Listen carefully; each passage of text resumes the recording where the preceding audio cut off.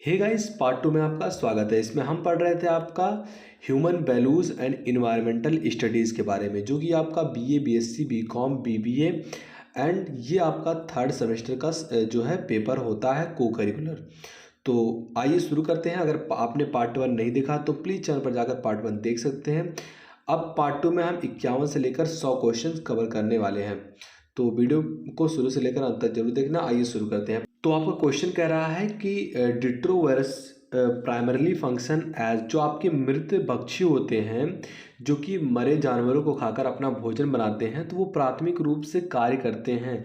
किस चीज़ का कार्य करते हैं? क्या वो ऊर्जा उत्पादन का काम करते हैं, या फिर फीडबैक फीडबैक प्रोवाइडर्स का काम करते हैं, फीडबैक प्रदाता का काम करते हैं, या फिर अपघटक का काम करते हैं, या फिर ऊर्जा स्थानांतरण का? जो मरे हुए जानवरों को खाते हैं तो वो मृतजीवी कहलाते हैं, जो प्राथमिक रूप से कार्य करते हैं किसका? तो वो ऊर्जा स्थानांतरण में जो है योगदान देते हैं। जो आपका जो है रॉक साइकिल चलता है, शैल चक्र होता है, उसमें योगदान देते हैं। करेक्ट आंसर आपका ऑप्शन डी हो जाएगा। आगे बढ़ते हैं। आपका अगला क्वेश्चन कह रहा है एन इनवर्स नंबर जो है पिरामिड इज फाउंड इन, जो आपका उल्टा पिरामिड होता है संख्या, ये पाया जाता है, ये फॉरेस्ट इकोसिस्टम में होता है, पॉन्ड इकोसिस्टम में होता है, ट्री इकोसिस्टम में होता है, या फिर ओशियन इकोसिस्टम में होता है? तो करेक्ट आंसर क्या हो जाएगा आपका? Option D. जो उल्टा पिरामिड होता है ये समुद्री परितंत्र में पाया जाता है, ओशियन इकोसिस्टम में पाया जाता है, इसलिए करेक्ट आंसर आपका ऑप्शन डी हो जाएगा। आगे बढ़ते हैं। 53 नंबर क्वेश्चन कह रहा है कि which one can be consider as the largest ecosystem. आप जो है सबसे बड़ा परितंत्र किसे मानते हैं? वायुमंडल को, ब्रह्मंडल को, या फिर वायुमंडल को, जीवन मंडल को, समुद्र मंडल को? तो करेक्ट आंसर क्या हो जाएगा आपका? ऑप्शन डी, समुद्रों को सबसे बड़ा जो है कंसीडर किया गया है लार्जेस्ट इकोसिस्टम के रूप में। तो करेक्ट आंसर आपका ऑप्शन डी हो जाएगा, ओशियंस। आगे बढ़ते हैं। अगला क्वेश्चन कह रहा है Earth overshoot day was declared in 2023 on, जो 2023 है, अर्थ ओवरशूट डे ये घोषित किया गया था कौन से दिन? तो ऑप्शन है आपके पास 5 जून 2023, 2 सितंबर एंड आपका 2 अगस्त, या फिर 5 अगस्त। तो करेक्ट आंसर क्या हो जाएगा? आई होप आपको पता हो। अर्थ ओवरशूट डे जो है ये 2 अगस्त 2023 को घोषित किया गया था, इसलिए करेक्ट आंसर आपका ऑप्शन सी हो जाएगा। आइए आगे बढ़ते हैं। अगला क्वेश्चन कह रहा है आपका carbon sink is related to, जो आपका कार्बन सिंक होता है ये किससे रिलेटेड होता है? तो ये वाला क्वेश्चन थोड़ा कंफ्यूजिंग है। वैसे आपका जो कार्बन सिंक होता है ये जो है CO2 के उत्पादन से जो है रिलेटेड होता है, इसलिए करेक्ट आंसर हो जाएगा यहाँ। लेकिन आप ये वाला क्वेश्चन जरूर देख लेना एक बार, कंफर्म नहीं है। तो आगे बढ़ते हैं। 56 नंबर क्वेश्चन कह रहा है the area most affected by ozone depletion is, जो ओजोन ह्रास है इससे जो है सबसे अधिक प्रभावित होने वाला इलाका कौन सा ध्रुव है? तो वो दक्षिणी ध्रुव है, या फिर भूमध्य रेखा है, या फिर उत्तरी ध्रुव है, या फिर आपका पूर्व एशिया है? तो करेक्ट आंसर क्या हो जाएगा? देखिए, जो है ओजोन परत ज़्यादातर जो है दक्षिण के इलाकों में प्रभावकारी है, डिप्लेशन का काम करता है। ओजोन ह्रास में सबसे ज़्यादा इफेक्टेड क्षेत्र जो है आपके दक्षिणी ध्रुव ही है, तो साउथ पोल आपका करेक्ट आंसर हो जाएगा, दक्षिणी ध्रुव। आइए आगे बढ़ते हैं। 57 नंबर का क्वेश्चन कह रहा है primary production in an ecosystem is largely determined by, जो किसी परितंत्र में प्राथमिक उत्पादन मुख्यतः निर्धारित होते हैं, तो वो निर्धारित होते हैं किस पर? ऑप्शन है आपके पास हरे पौधों की संख्या पर, जो आपके नंबर ऑफ ग्रीन प्लांट्स होते हैं, या फिर मृत भक्षियों की संख्या पर, या फिर आपका मत्स्य की संख्या पर, या फिर मानव जनसंख्या पर? तो आई होप आपको पता होगा कि जो प्राइमरी प्रोडक्शन में इकोसिस्टम में लार्जेस्ट जो आपका डिटरमाइंड किया गया है वो हरे पौधों की संख्या पर निर्धारित होते हैं, जो कि प्राइमरी उत्पादक होते हैं, इसलिए आपका करेक्ट आंसर क्या हो जाएगा? Option A. आइए आगे बढ़ते हैं। अगला क्वेश्चन कह रहा है आपका कि हर बायोवर्स आर, जो शाकाहारी होते हैं वो होते हैं वो जो शाकाहारी होते हैं वो प्राथमिक उत्पादक होते हैं। पहले जानिए कि शाकाहारी जो होते हैं ये उत्पादक नहीं होते हैं। उत्पाद कौन करते हैं? पेड़ पौधे या फिर जो भी जानवर जो कि एज ए फूड काम करते हैं, जो किसी को कोई चीज़ प्रदान करते हैं, उसे उत्पादक कहते हैं। तो उत्पादक तो आपका होगा नहीं, उपभोक्ता होगा, या तो प्राथमिक होगा या तो तृतीय होगा। तो जो शाकाहारी होते हैं ये प्राथमिक उपभोक्ता के रूप में आते हैं, शाकाहारी प्राइमरी कंज्यूमर्स में। तो करेक्ट आंसर आपका ऑप्शन बी हो जाएगा।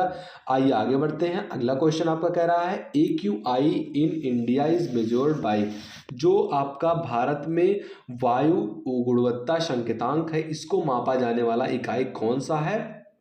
तो CPCB जो है, सेंट्रल पोल्यूशन कंट्रोल बोर्ड जो है, इसका फुल फॉर्म होता है। ये मेजर करता है वायु में पॉल्यूशन को।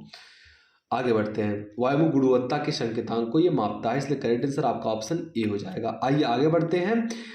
60 नंबर क्वेश्चन कह रहा है कि नेशनल ग्रीन ट्रिब्यूनल जो आपका NGT है in India was setup in the year, कौन से साल में भारतीय हरित अधिकरण जो है इसको स्थापित किया गया था? NGT को ऑप्शन है आपके पास 1992, 1994, 2010 या फिर 2014। तो करेक्ट आंसर क्या हो जाएगा? NGT को जो है स्थापित किया गया था 2010 में। करेक्ट आंसर आपका ऑप्शन सी हो जाएगा। आइए आगे बढ़ते हैं। 61 नंबर क्वेश्चन कह रहा है कि जो है आपके प्रेजेंट जो एजेंसी ऑफ नेशनल ग्रीन, यहाँ सॉरी प्रेजेंट रहेगा, गलत लिख दिया है। Agency of national green tribunal NGT जो आपने पढ़ा 2010 में पारित हुआ था इन इंडिया, तो वो कौन चलाता है? तो ऑप्शन है आपके पास कानून एवं न्यायालय मंत्रालय, शिक्षा मंत्रालय, पर्यावरण एवं जो है आपके वन मंत्रालय, संस्कृति मंत्रालय। तो करेक्ट आंसर क्या हो जाएगा? जो राष्ट्रीय हरित क्रांति है इनका अधिकरण जो NGP है, इनके प्रति एजेंसी जो है ये कौन होते हैं? तो वो ministry of law and justice होते हैं, इसलिए करेक्ट आंसर आपका ऑप्शन ए हो जाएगा। आगे बढ़ते हैं। अगला क्वेश्चन कह रहा है चेयरपर्सन ऑफ NGT इज, जो चेयरपर्सन है NGT का वो कौन होता है? तो आई होप आपको पता होगा कि जस्टिस प्रकाश श्रीवास्तव जो हैं, ये इस टाइम के अगर क्वेश्चन आपसे पूछता है कि who is the chairman of NGT, तो करेक्ट आंसर क्या हो जाएगा? जस्टिस प्रकाश श्रीवास्तव। लेकिन यहाँ पूछा गया है वो क्या थे, तो उनका प्रोफेशन था कि who should have been retired as a supreme court जज, जो सुप्रीम है यहाँ, सुप्रीम कोर्ट जज के जो रिटायर जज हैं यही बने हैं चेयरमैन ऑफ NGT। तो करेक्ट आंसर क्या हो जाएगा? आपका ऑप्शन डी, वो रिटायर हुए हैं फ्रॉम एज ए जज। करेक्ट आंसर आपका ऑप्शन डी हो जाएगा। अगला क्वेश्चन कह रहा है NGT हैज़ इट्स हेडक्वार्टर्स इन, जो NGT का जो मुख्यालय है वो कहाँ स्थित है? कोलकाता में है, शिमला में है, दिल्ली में है या फिर प्रयागराज में है? तो करेक्ट आंसर क्या हो जाएगा? ऑप्शन सी, दिल्ली में इसका मुख्य न्यायालय है। करेक्ट आंसर ऑप्शन सी हो जाएगा। आगे बढ़ते हैं। इकोलॉजिक फुटप्रिंट जो है आपका EFIC, जो आपका पारिस्थितिकी पदचिन्ह है वो क्या है? ऑप्शन है आपके पास। पहला ऑप्शन कह रहा है a major of humanities effect upon the environment, तो बिल्कुल आपका सही है। जो पारिस्थितिकी पदचिन्ह है ये पर्यावरण पर मानव के प्रभाव की एक माप होता है। ऑप्शन ए आपका बिल्कुल करेक्ट हो जाएगा। 65 नंबर क्वेश्चन कह रहा है फॉरेस्ट रिसर्च इंस्टीट्यूट जो आपका FRI है इंडिया इज लोकेटेड इन, तो वो लोकेट किया गया है कहाँ? दिल्ली में, हैदराबाद में, कोलकाता में, देहरादून में। तो वो उत्तराखंड के देहरादून में जो है ये उपस्थित है, जो forest research institute of India है। तो करेक्ट आंसर आपका ऑप्शन डी हो जाएगा। आगे बढ़ते हैं। अगला क्वेश्चन कर रहा है which article in Indian constitution is related to fundamental duty of protecting our environment, जो भारतीय संविधान का कौन सा ऐसा अनुच्छेद है जिसमें पर्यावरण के सुरक्षा के रूप में जो है मूल कर्तव्य जुड़े हुए हैं? तो अनुच्छेद कौन सा है? ऑप्शन आपके पास article 51A, article 51C, article 51E, article 51B। तो क्या करेक्ट हो जाएगा? आपका ऑप्शन ए, आर्टिकल 51A में जो है ये पर्यावरण से रिलेटेड जो फंडामेंटल्स है इनके कर्तव्यों को डिफाइन किया गया है। ऑप्शन ए आपका करेक्ट हो जाएगा। आइए आगे बढ़ते हैं। 67 नंबर क्वेश्चन कह रहा है national council for environmental planning and policy India was setup in the year, कौन से ईयर में जो भारतीय पर्यावरणीय नियोजन की एक नीति है हेतु राष्ट्रीय काउंसिलिंग की स्थापना हुई थी, कौन से वर्ष में हुई थी? 1972 में, 1974 में, 2014 में, 2004 में। तो करेक्ट आंसर क्या हो जाएगा? ऑप्शन ए 1972 ईस्वी में इसकी स्थापना हुई थी। आगे बढ़ते हैं, which one can be consider as a techno ecosystem, techno परितंत्र जो है ये माना गया है किसको? तो वो जो है नगरीय इलाकों को भी, एंड जो आपका है स्पेशल सटक इलाके जो हैं, स्पेशल सटल जो इन्वायरमेंट है, हाई टेक्नोलॉजिकल एग्रीकल्चर जो फील्ड है इनको भी। तो करेक्ट आंसर क्या हो जाएगा आपका? ऑप्शन डी, इन सभी को टेक्नो क्षेत्र के अंतर्गत रखा गया है, टेक्नो परितंत्र के अंतर्गत रखा गया है। तो करेक्ट आंसर आपका ऑप्शन डी हो जाएगा। 69 नंबर क्वेश्चन कह रहा है विच वन इज नॉट ट्रू, इनमें से कौन सा जो है ये सत्य नहीं है? तो पहला आपका BOD मेजर्स एयर पोल्यूशन, तो बिल्कुल आपका गलत है। पहली नंबर यही गलत है कि जो BOD होता है ये आपका ऑर्गन पोल्यूशन है ऑफ इन वाटर, ये वाटर में जो भी पोल्यूशन रहता है इनके ऑर्गन्स को मापने के काम आता है। तो बिल्कुल आपका पहला ही गलत है और ये तीनों आपके सही हैं, इसलिए करेक्ट आंसर आपका ऑप्शन ए हो जाएगा। आगे बढ़ते हैं, 70 नंबर क्वेश्चन कह रहा है आपका Indian wild life protection act was enacted इन, मतलब कौन से साल में भारतीय वन्य जीव जो संरक्षण अधिनियम है इनको पारित किया गया था? 2004 में, 2014 में, 1992 में, 1972 में। तो 1972 में पारित किया गया था। करेक्ट आंसर आपका ऑप्शन डी हो जाएगा। आगे बढ़ते हैं, which organism fall at the final end of food chain, कि जो कौन से जो आपका फूड चेन होता है इनमें कौन से जीवधारी आहार श्रृंखला के अधिकतम जो है अंतिम छोर पर होते हैं? तो सबसे पहले आपके शाकाहारी आते हैं, एंड फिर जो होते हैं आपके जो पहले आते हैं जो खुद से अपना भोजन बनाते हैं, फिर शाकाहारी आते हैं, फिर उसके बाद मांसाहारी आते हैं, फिर उसके बाद जो आपके लास्ट में आते हैं वो मृत भक्षी होते हैं, तो जो मरे जानवरों को अपना भोजन बनाते हैं। तो लास्ट चेन पर कौन आते हैं? मृत भक्षी। करेक्ट आंसर आपका ऑप्शन बी हो जाएगा। आगे बढ़ते हैं, 72 नंबर क्वेश्चन कह रहा है ऑटोट्रॉप्स इंक्लूड्स, जो आपके स्वपोषी होते हैं वो शामिल करते हैं किसको? तो वो हरे पौधों को शामिल करते हैं, लेकिन कुछ बैक्टीरिया भी इसमें शामिल होती हैं जो खुद से अपना भोजन बनाती हैं। तो हरे पौधे और कुछ बैक्टीरिया खुद से अपना भोजन बनाते हैं, इसे स्वपोषी कहलाते हैं। शाकाहारी जो होते हैं ये पेड़ पौधों पर जो है आधारित होते हैं, उन पर बेस होता है इनका। मानव जो होता है ये तो सर्वाहारी भी होता है, शाकाहारी भी होता है। तो स्वपोषी कौन होते हैं? जो पेड़ पौधे जो अपना भोजन खुद से बनाए, एंड कुछ बैक्टीरिया, इसलिए करेक्ट आंसर आपका ऑप्शन बी हो जाएगा। आगे बढ़ते हैं, आपका अगला क्वेश्चन कह रहा है सेपोट्रैक्स इंक्लूड्स, जो आपका सेपोट्रैप्स होता है ये शामिल करता है किसको? ऑप्शन है आपके पास हरे पौधे, मशरूम एवं कवक, सभी जंगली जानवर को, या फिर आपका बृहद बिडासिल को। तो करेक्ट आंसर क्या हो जाएगा?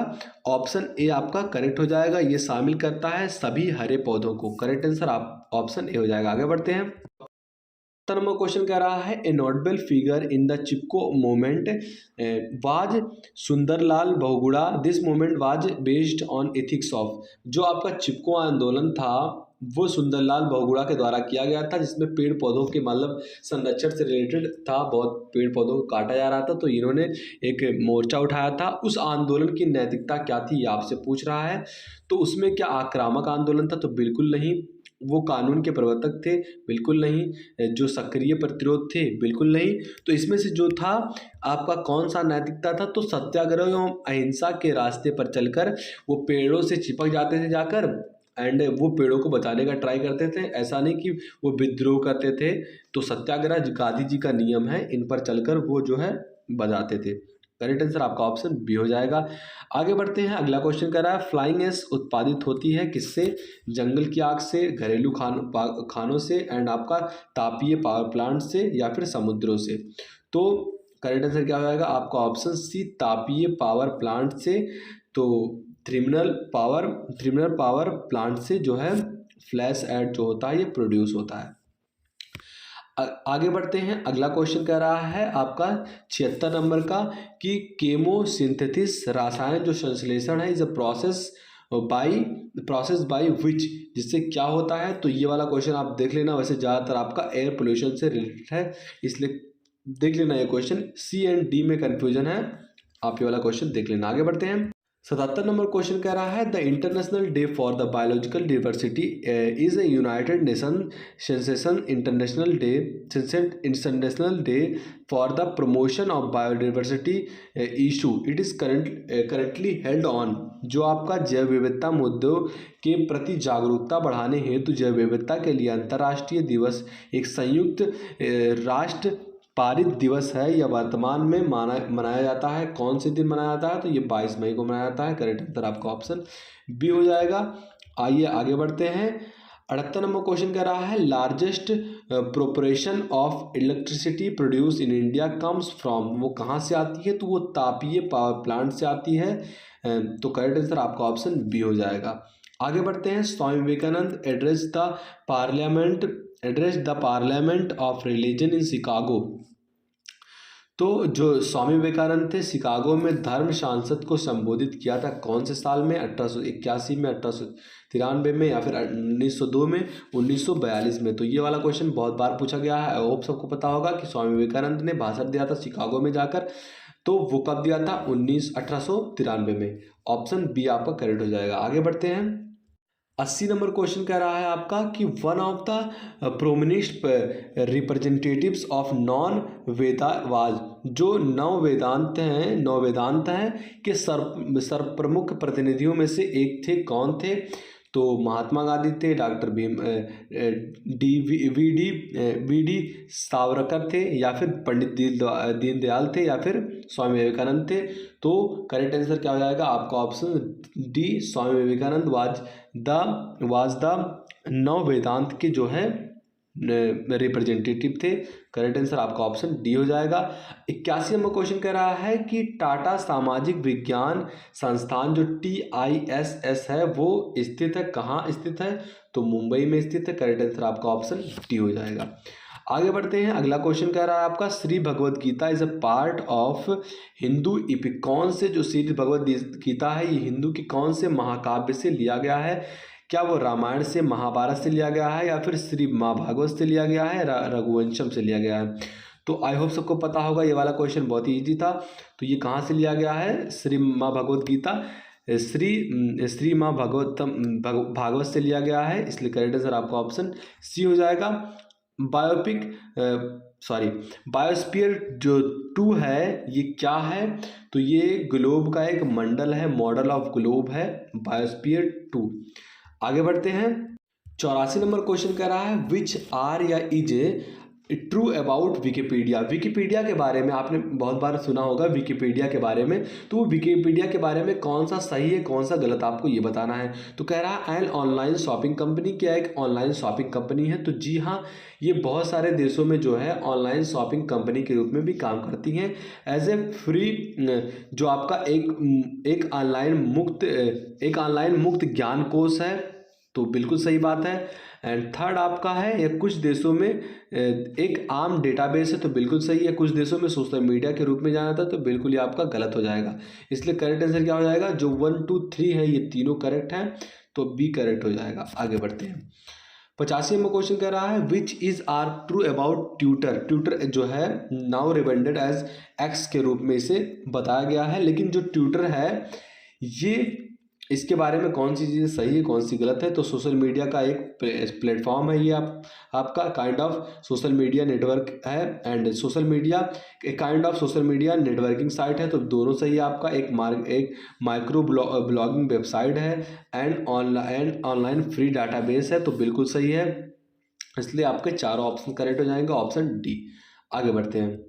86 नंबर क्वेश्चन कह रहा है गांधीवादी जो मूल्य है इनमें कौन सी चीज़ें शामिल नहीं हैं? तो इसमें अग्रेसिव प्रोटेस्ट जो है, आक्रामक विरोध जो है, ये गांधीवादी जो मूल्य है इनमें शामिल नहीं है। ऑप्शन सी इसलिए आपका करेक्ट हो जाएगा। आगे बढ़ते हैं। अगला क्वेश्चन कह रहा है भारत में इलेक्ट्रॉनिक मीडिया का विनिमय होता है। तो वो होता है आपका इलेक्ट्रॉनिक मीडिया विनिमय जो इलेक्ट्रॉनिक मीडिया रेगुलेशन एक्ट 1992 के तहत जो है ये भारत में इलेक्ट्रॉनिक मीडिया का विनिमय होता है। करेक्ट आंसर आपका ऑप्शन सी हो जाएगा। आगे बढ़ते हैं। Which one is not include in 7 sins by Mahatma Gandhi. जो महात्मा गांधी के 7 पाप थे उन्होंने लिखा था, उसमें शामिल नहीं है। कौन सी चीज़ें नहीं है? तो रिलीजन विदाउट फियर जो है ये शामिल नहीं है, बाकी ये सारी चीज़ें शामिल है। इसलिए करेक्ट आंसर क्या हो जाएगा आपका ऑप्शन ए। आगे बढ़ते हैं।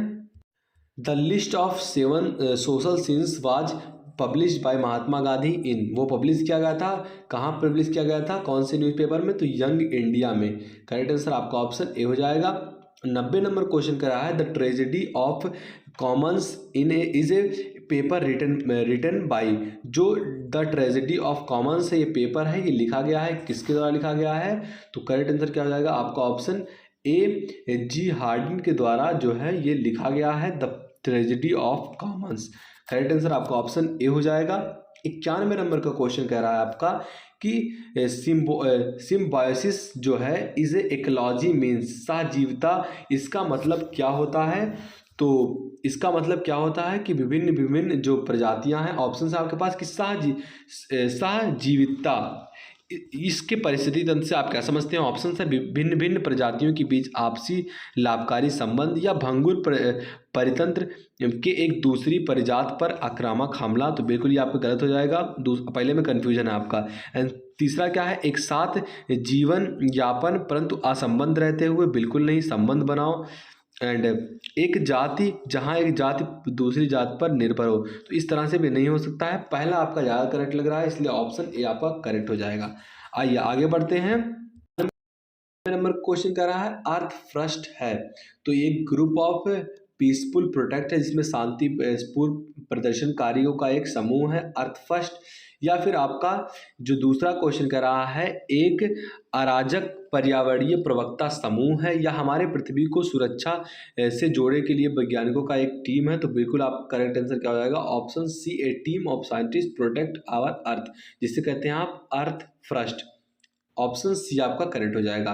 आगे बढ़ते हैं। अगला क्वेश्चन कह रहा है कि बेसिक ह्यूमन वैल्यूज इंक्लूड। जो आपके बेसिक ह्यूमन वैल्यूज होते हैं, आधारभूत मानव मूल्यों में शामिल हैं, तो वो प्रेम भी शामिल है, सत्य भी शामिल है, शांति भी शामिल है, ईमानदारी भी। इसलिए करेक्ट आंसर क्या हो जाएगा? Option D.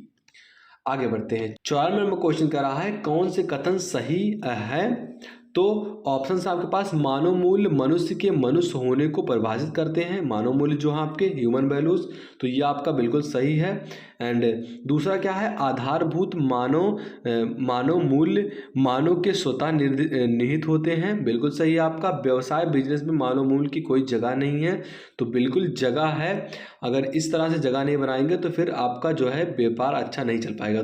तो पहला दूसरा सही है, तो ऑप्शन बी करेक्ट हो जाएगा। 95 नंबर क्वेश्चन कह रहा है कि निम्नलिखित में से कौन सा कथन सही है? इनमें से कौन सा कथन है जो कि सही है? तो पहला है निर्णय जो है कि प्रक्रिया एक सक्रिय प्रक्रिया है, तो बिल्कुल सही है। निर्णय की जो प्रक्रिया होती है, जानकारी एकत्र करना इसका पर्पज होता है, अनावश्यक है जानकारी एकत्र करना। और तीसरा है आपका निर्णय प्रक्रिया में सभी उपस्थित विकल्पों का मूल्यांकन आवश्यक है, तो बिल्कुल ये आपका सही है। तीनों ऑप्शन सही है, इसलिए आपका करेक्ट क्या हो जाएगा? ऑप्शन डी, सभी all is correct, all are correct. आगे बढ़ते हैं। अगला क्वेश्चन कर रहा है Azim non profit organization establish by Azim Premji and जो है ये कौन सा जो ट्रस्ट का नाम है, ये कौन सा है? अजीम प्रेमजी ने के द्वारा स्थापित गैर लाभकारी संस्था है, उसका नाम क्या है? तो करेक्ट आंसर क्या हो जाएगा? Option B, Azim Premji foundation. Option B आपका करेक्ट हो जाएगा। आगे बढ़ते हैं। अगला क्वेश्चन कर रहा है correct sentence about organic food production is are. जो ऑर्गेनिक खाद है इनके बारे में सही कथन क्या है?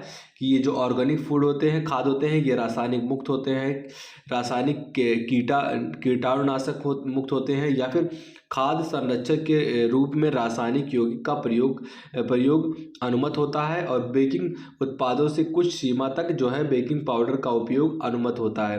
तो बिल्कुल चारों ऑप्शन सही है, इसलिए करेक्ट आंसर आपका ऑप्शन डी हो जाएगा। नंबर क्वेश्चन कह रहा है आपका कि भारत में जैविक खाद्य उत्पादों को सर्टिफिकेट देने का कार्य वे टेस्टिंग सेंटर करते हैं, एंड वो जो प्रमाणित होते हैं कहाँ से? ऑप्शन है आपके पास agriculture and process food products export development authority, जिसका नाम क्या है APEDA द्वारा, या फिर केंद्रीय प्रदूषण नियंत्रण बोर्ड द्वारा, सेंट्रल पोल्यूशन कंट्रोल बोर्ड द्वारा, या फिर मिनिस्ट्री ऑफ एग्रीकल्चर के द्वारा, या फिर food safety and standards authority in India. तो करेक्ट आंसर क्या हो जाएगा आपका? ऑप्शन ए, जो आपका APEDA होता है, इनके द्वारा जो है प्रमाणित होते हैं। करेक्ट आंसर आपका ऑप्शन ए हो जाएगा।